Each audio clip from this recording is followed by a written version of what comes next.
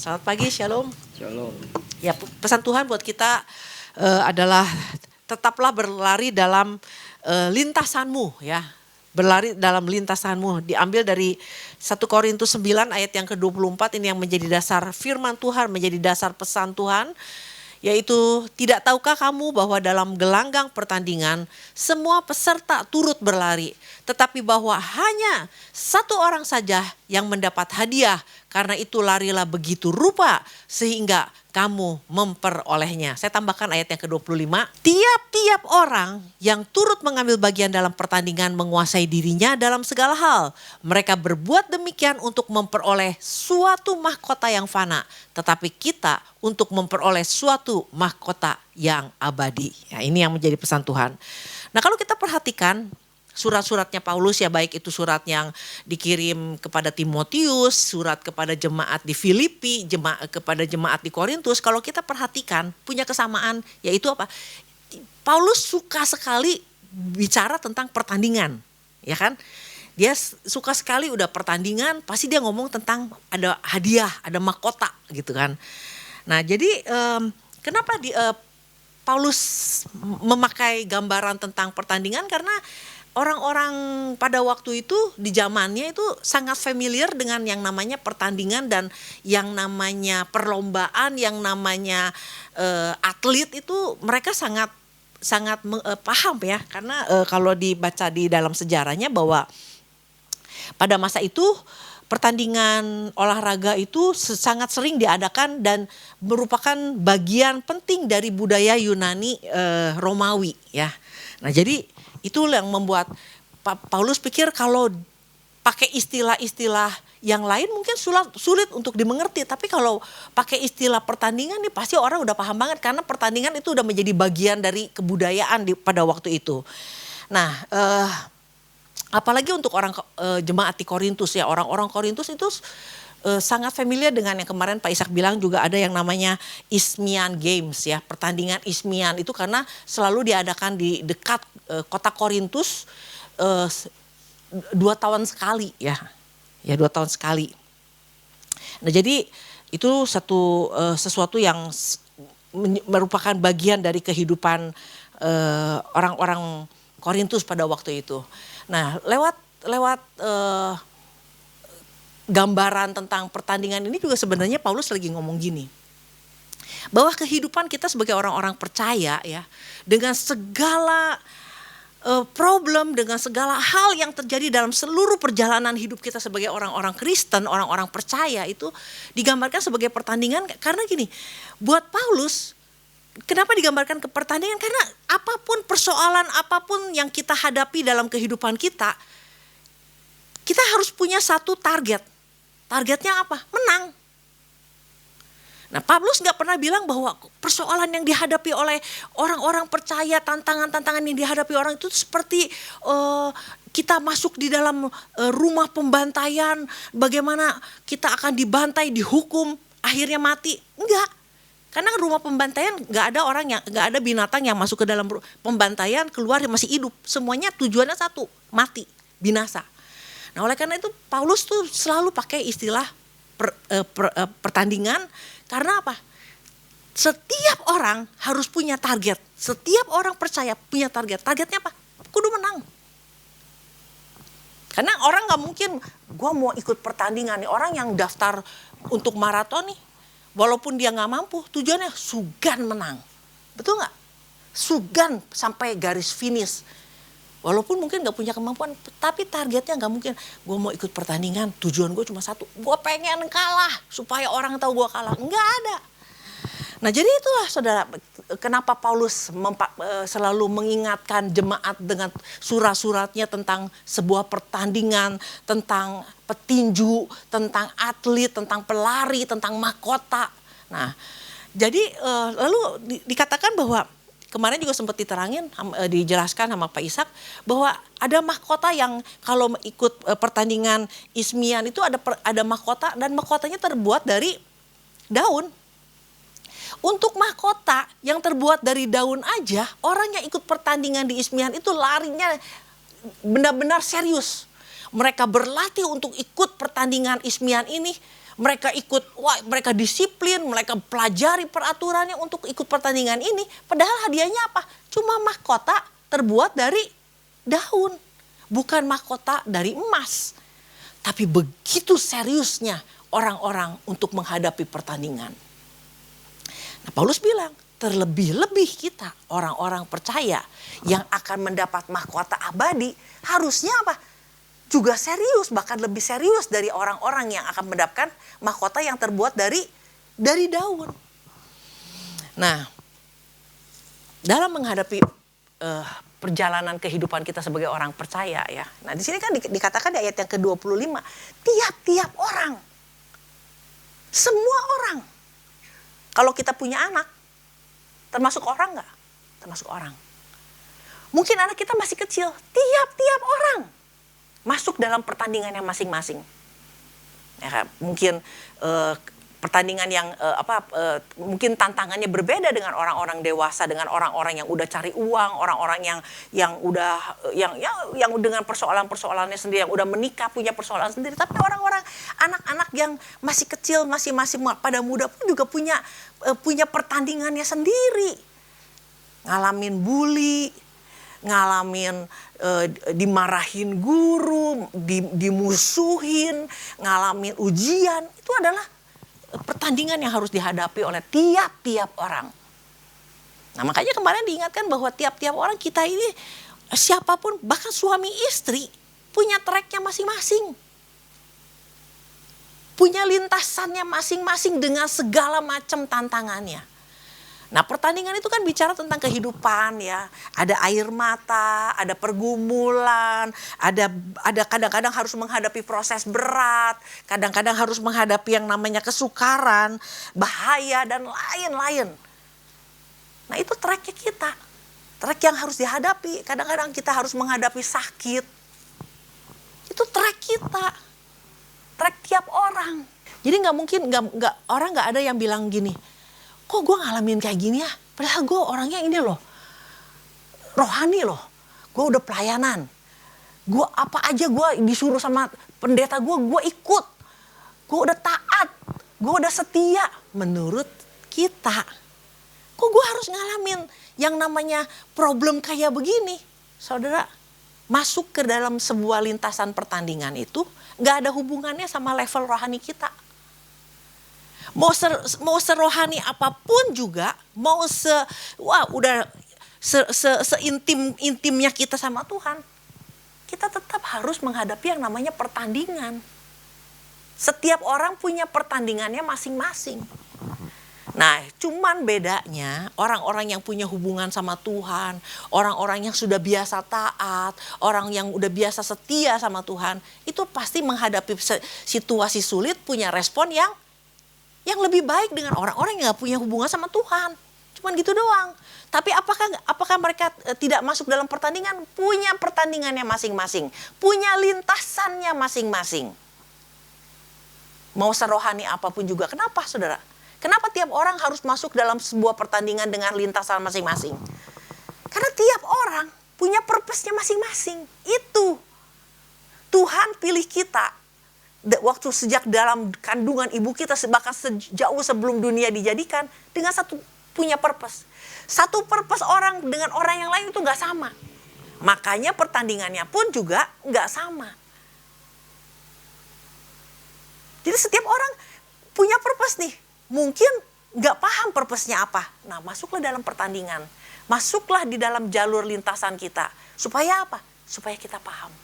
Supaya lama-lama kita nangkep apa yang menjadi kehendak Tuhan. Ada purpose.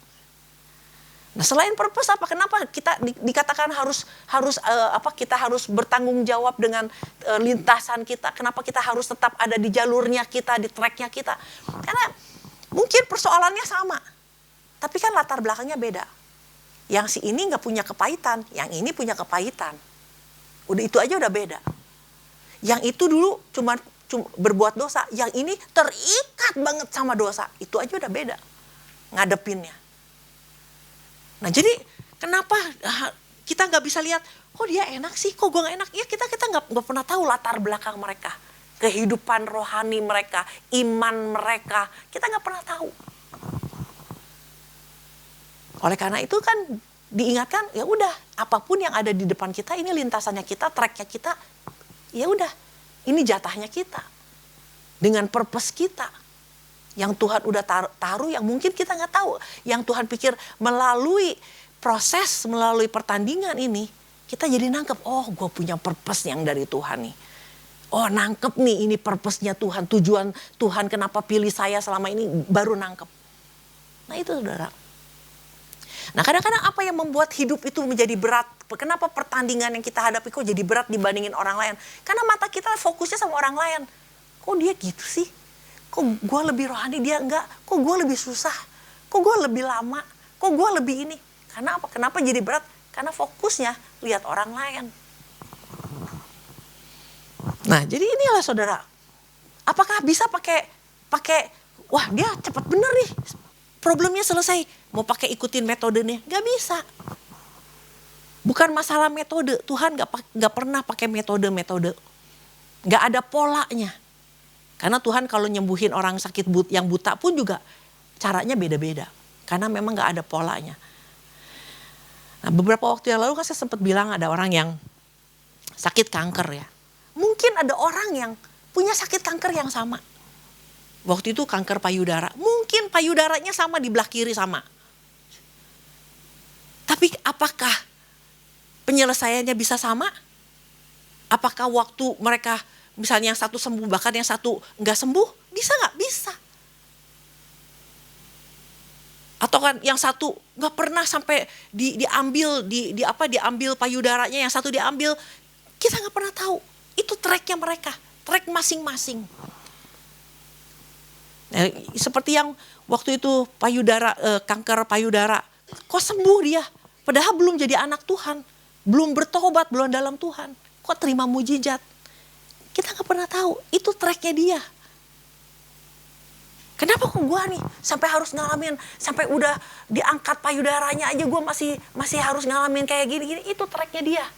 Semua orang punya track masing-masing. Orang bisa punya penyakit yang sama, tapi masing-masing punya tracknya masing-masing. Jadi kalau kita diingatkan sama Tuhan, pesan Tuhan minggu ini adalah tetaplah berlari dalam lintasan gini. Jangan mikir gini, kok gue lama? Berarti kalau yang cepat lebih rohani? Nggak ada hubungannya cepat lama karena rohani, enggak. Semuanya tergantung dari purpose-nya Tuhan. Tuhan punya cara untuk apa? Membentuk kita. Tuhan punya cara untuk memurnikan kita. Tuhan juga lihat kesetiaan, ketaatan, kehidupan kita dengan hubungan dengan Tuhan. Semuanya ada hubungannya. Makanya kita nggak bisa membandingkan kita dengan orang lain. Kok dia lebih cepat? Kok gue lama? Nggak ada hubungannya. Nah oleh karena itu saudara, inilah yang Tuhan lagi ingatkan kita. Udah fokus aja sama tracknya kita. Nah jadi sekali lagi bahwa track itu kenapa Tuhan kita ingatkan untuk tetap ada di track kita dan tetap fokus dengan apa yang ada di depan kita. Yaitu karena tiap-tiap orang punya kapasitas yang berbeda, punya purpose yang berbeda, dan punya latar belakang yang berbeda. Jadi nggak bisa pakai tiru-tiruan, nggak bisa kita coba pakai metodenya dia, nggak bisa, saudara. Nah, kalau kita lihat lagi di dalam Alkitab gitu ya, kita tahu ada yang namanya Nuh, ada yang namanya Abraham, Yusuf, Musa, ada Yosua, ada Daud, ada Paulus. Nah mereka ini kan Tuhan punya purpose buat setiap orang-orang ini kan. Ya enggak? Nah karena purpose-nya berbeda-beda inilah. Makanya pertandingannya pun berbeda. Tapi mereka tetap ada di jalur mereka. Dia menyelesaikan jalur mereka. Jadi artinya gini. Kenapa Tuhan ingatkan tentang lintasan? Ya udah. Bukan masalah cepat dan lama. Bukan masalah metodenya, polanya, tapi masalahnya menyelesaikan tujuan Tuhan. Menggenapi tujuan Tuhan. Itu tujuannya sama-sama. Nuh juga gitu. Dia boleh dibilang hitungannya 100 tahun. Tracknya dia, lintasannya dia 100 tahun loh. Tapi akhirnya apa? Dia menyelesaikan tujuannya Tuhan. Sama Abraham juga. Dia harus nunggu anak berapa? 25 tahun atau berapa tahun tuh? Dia 25 tahun, ada yang 13 tahun. Jadi bukan masalah waktunya, masalahnya adalah menggenapi tujuannya Tuhan. Lewat purpose yang Tuhan taruh di dalam kita. Kalau kita lihat di pesan Tuhan ini tentang mencapai garis akhir, ya. Nah, garis akhir atau sampai dapat mahkota itu bukan bicara tentang masalahnya selesai, sakitnya sembuh. Oh, masalah keuangan beres. Bukan soal masalahnya beres. Ya, bukan hanya masalahnya beres.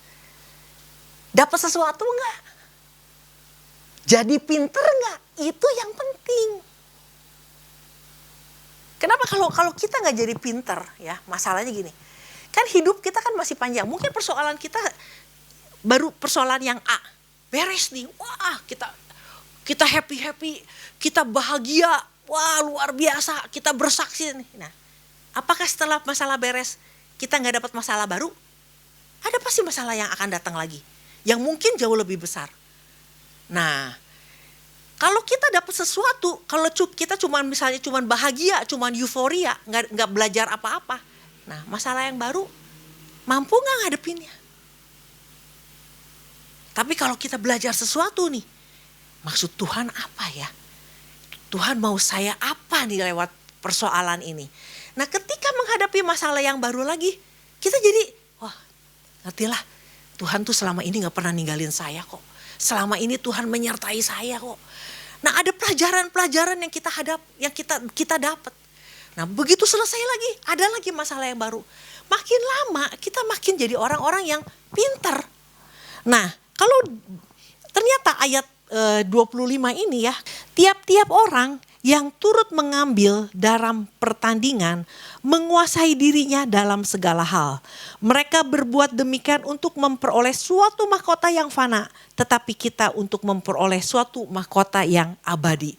Nah, ternyata waktu saya baca di terjemahan lama, ya, terjemahan lamanya ini tahun 1954, Keluaran 1954. Ini punya makna yang menarik, saudara. Saya bacakan ya. Maka tiap-tiap orang perlawanan yang memahirkan diri di dalam permainan bertahan dalam segala sesuatu. Nah, dari sini dikatakan bahwa tiap-tiap orang yang ada di dalam perlawanan atau pertandingan itu harusnya memahirkan diri. Harus jadi mahir. Waktu menghadapi persoalan satu, jangan kita cuma pikir, wah udah beres, wah selesai nih, wah udah gak ada persoalan. Harus mahir. Di level 1 mesti mahir nih. Ketika kita diperhadapin lagi dengan persoalan yang kedua, udah lebih mahir. Waktu ngadepin lagi persoalan yang ketiga, jauh lebih mahir. Nah, ini yang Tuhan mau. Jadi kadang-kadang gini, waktu Tuhan kan bilang, ketika aku datang, apakah aku mendapati iman di bumi? Nah, iman ini bukan orang yang belum percaya Tuhan. Pendeta pun bisa kehilangan iman. Kalau apa? Waktu menghadapi persoalan tidak mahir, nggak jadi jagoan. Gak jadi jago. Mahir tuh artinya gini. Tiap orang kan bisa masak lah ya. Ada orang yang bisa masak. Tapi yang mahir, yang jago masak beda. Orang yang cuman bisa masak, kalau disuruh bikin saus, cuman pakai apa? Kecap, saus tomat, kecap Inggris paling. Pakai mentega. Cuman pakai itu. Tapi coba yang mahir, kalau kita lihat tuh chef-chef. Itu mau bikin saus aja pakai, waduh, campurannya pakai bahan ini, bahan itu, makanya mahal. Kenapa? Mahir. Dari cara menatanya aja juga, yang biasa aja mah cuman taruh aja di piring. Tapi kalau yang mahir kan dibikin jadi bagus banget. Makanya jadi mahal. Itu mahir. Nah, dia mahir dari mana? Dari bakat? Enggak, dia belajar. Dia sekolah. Dia punya pengalaman. Nah, jadi kenapa Tuhan mau kita tetap ada di tracknya kita dengan di tracknya kita nih ada di depan kita yang kita di pertandingan ini kudu jadi jago di situ, kudu jadi mahir di dalam permainan itu, mahir dan dapat bertahan dalam segala sesuatu. Jadi jangan udah beres, wah happy, euforia nih, masalah deui, enggak, dapat sesuatu enggak dari situ? Dapat sesuatu enggak apa yang sebenarnya Tuhan mau lakukan dalam hidup kita? Mulai nih, nangkep nih, oh purpose-nya Tuhan dalam hidup saya tuh ini. Nah mulai itu. Jadi jangan persoalan terus datang, masalahnya datang, tapi ngadepinnya gitu terus. Sampai akhirnya jangan kita pikir kalau Tuhan ingetin kita untuk mahir, jangan kita pikir, biasa aja. Kadang-kadang belum sampai ujung, orang kecewa loh meninggalkan Tuhan. Pernah kan dengar ada tuh seorang gembala yang karena punya masalah keuangan, ya mau jual rumah susah, akhirnya meninggalkan Tuhan loh. Kenapa? Dia tidak mahir menghadapi situasi. Dari situasi yang mudah sampai situasi sulit nggak mahir. Nah makanya nggak usah mikir orang lain kayak apa, tanggung jawab aja dengan apa yang ada di depan kita. Hadepin aja nih masalah yang kita hadapi hari ini. Dan Tuhan mau jadi pintar di situ. Amin. Nah makanya kalau kita lihat di dalam Ibrani, kita lihat Ibrani 5 ayat yang ke-12. Ya bukan suatu hal yang kebetulan bahwa Tuhan juga ingatkan gini. Sebab sekalipun kamu ya ditinjau dari sudut waktu, sudah seharusnya menjadi pengajar. Kamu masih perlu lagi diajarkan asas-asas pokok dari pernyataan Allah dan kamu masih memerlukan susu, bukan makanan keras. Nah artinya kan bertahun-tahun hidup di dalam Tuhan, ada di dalam pertandingannya Tuhan. Kok gitu aja pengen diajar terus. Nah tapi kan di sini dikatakan kalau ditinjau dari sudut waktu. Artinya kita tuh punya waktu-waktu yang Tuhan tentukan harus mahir loh. Harus bahkan jadi pengajar. Ya, dalam bahasa aslinya harus jadi didaskalos ya. Didaskalos itu seorang yang pantas untuk mengajar. Seorang guru. Seseorang yang sudah berpikir saya adalah seorang guru. Nah ini gak gampang loh. Sudah harus berpikir saya ini seorang pengkhotbah. Sudah harus berpikir saya ini seorang leader. Sudah harus berpikir saya ini seorang yang dipilih Tuhan. Ini gak gampang loh. Karena banyak orang percaya pun udah lama masih belum merasa, gue mah gak ada apa-apanya tuh. Gue mah cuma orang hina. Gue mah cuma orang berdosa. Enggak. Dari sudut waktu sudah harus berpikir saya seorang pengajar. Nah seorang pengajar kan nanti berani mengeluarkan pendapat, berani memberitahukan hal-hal yang dari Tuhan. Enggak cuma sekedar kata firman. Tapi enggak, kata Paulus. Paulus bilang apa? Kata saya. Nah seorang pengajar tuh berani bilang, menurut saya begini-begini. Kenapa? Karena punya pengetahuan. Karena mahir. Amin. Nah ini jadi artinya lewat pesan Tuhan ini yang Tuhan ingatkan bahwa tetaplah berlari dalam lintasanmu. Tuhan pengen kita menjadi orang-orang yang makin hari makin meningkat. Makin hari makin hidup di dalam kebenaran. Makin hari makin punya kualitas sebagai anak-anak Tuhan. Nah pertanyaannya gini. Kenapa harus mahir? Ya kan? Nah, kalau di kitab perjanjian lama ini dikatakan tiap-tiap orang perlawanan, tiap-tiap orang yang bertanding lah intinya. Yang memahirkan diri di dalam permainan. Harus memahirkan diri dalam permainan. Kenapa kita harus mahir? Tanpa kemahiran, kalau kita enggak jago-jago amat, kalau kita enggak menguasai lintasan kita ya dalam segala hal, enggak mungkin dapat mahkota, betul enggak? Jadi jangan kita pikir bahwa gampang lah, gue udah hidup baik nih hari ini, gak pernah jahatin orang, gue udah ke gereja terus, gue doa pagi terus nih, wah pastilah aman lah, gue pasti dapat mahkota. Enggak, kalau gak mahir di dalam penguasaan diri, di dalam apalagi mahir lagi di dalam mengambil tetap fokus, mahir di dalam kalau dikatakan petinju tidak sembarangan memukul, artinya kan betul-betul tepat, ketepatan yang mahir di dalam ketepatan. Jangan kita pikir bahwa hanya karena kita sudah baik, mahkota udah di tangan. Enggak, saudara. Firman Tuhan dengan jelas mengatakan bahwa tiap-tiap orang yang turut mengambil bagian dalam pertandingan menguasai dalam segala hal. Mereka berbuat demikian untuk memperoleh suatu mahkota yang fana, tetapi kita untuk memperoleh suatu mahkota yang abadi. Sebab itu aku tidak berlari tanpa tujuan, dan aku bukan petinju yang sembarangan saja memukul. Lihatin saudara, mahkota itu enggak murahan. Surga itu bukan tempat yang semua orang bisa masuk. Nah, kenapa harus mahir? Di ayat yang ke-27 dikatakan gitu, supaya kamu sendiri tidak ditolak. Bukan yang Tuhan, Tuhan aku sudah melakukan, udah menyembuhkan orang, udah bikin mujizat. Tapi Tuhan tolak. Kenapa? Kadang-kadang karunia dengan karakter itu dua hal yang berbeda. Orang bisa punya karunia loh. Tapi karakter, kemahiran dia menghadapi persoalan, belum tentu juga dia hebat. Nah, makanya di sini kan jangan sampai kamu sendiri ditolak. Ya, apa itu ditolak, saudara? Adokimos. Ya, adokimos itu artinya terbukti tidak approve. Nggak approve, saudara, untuk masuk surga. Ditolak karena apa? Ditemui tidak tahan uji. Ditemui tidak layak. Ditemui tidak memenuhi standar Tuhan. Wah, ternyata Tuhan itu gak main-main dengan ini.